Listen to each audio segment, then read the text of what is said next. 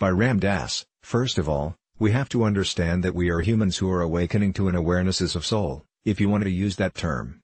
We're awakening out of the illusion of our separateness and from our identification with our bodies and our personalities.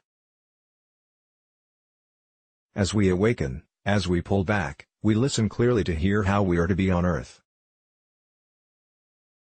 What is our work on earth that allows us to awaken? Why? How do we awaken? Why? Through what we do on earth. Later on in your evolution, you get to the point where you want to be free so badly that you are drawn to the things that are more difficult, because those are the things that are catching you. The places where you're out of balance. Some people meditate because it's natural for them to meditate. At other times, they meditate because they hate it, and that's fine too. You're guided by your intuitive wisdom about that. You see, at first that's the difference between high and free. Now in terms of listening for unique manifestation, you've got to understand that as forms we're in a world of changing phenomena, that everything's changing all the time. There's a story that many of you are familiar with of Mahatma Gandhi, who was leading a march to the sea. No, it wasn't the Salt March, but it was another one.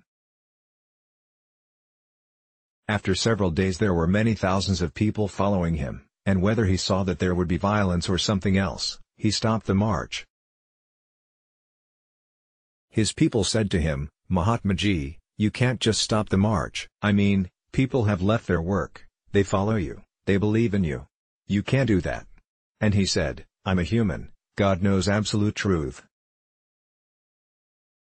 I am a human, I only know relative truth, my understanding of the truth changes from day to day.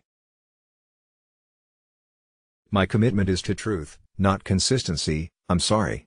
Now, that's very critical, because when you're listening for your unique manifestation, you've got to understand that what you hear this moment may be different than what you hear a moment later. You have to deal with the inconsistency, and everybody's expectations that you will be consistent.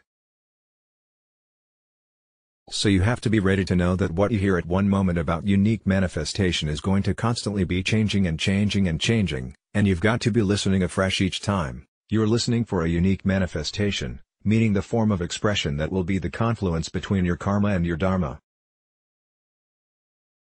Karma is the unfolding of the laws of cause and effect that have made you into what you are, and that are still affecting you. When you think something, you're not thinking within a vacuum, you're thinking it as a result of how you've learned to think things in the past, and how your parents thought, and what your chemistry is inside your brain, and all sorts of things are affecting what you think at this moment.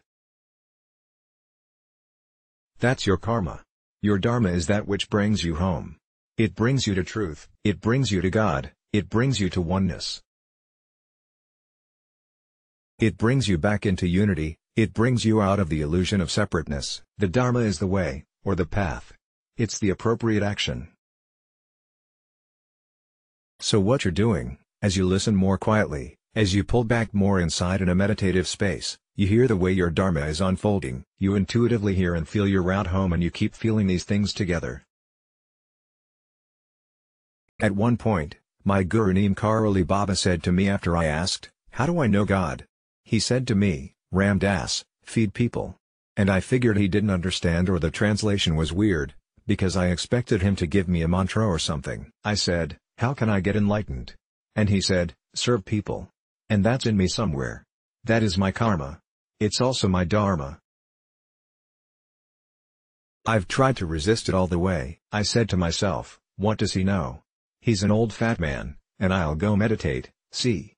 But every time I'd meditate, the quieter I'd get, the more I'd feel I should be out serving people. So here I am. Can you hear that? So in a way, I resisted it, but as I listened I could feel the inevitability of it all. And when your karma and your dharma come together, you get that feeling of rightness. Let's block ads. Why?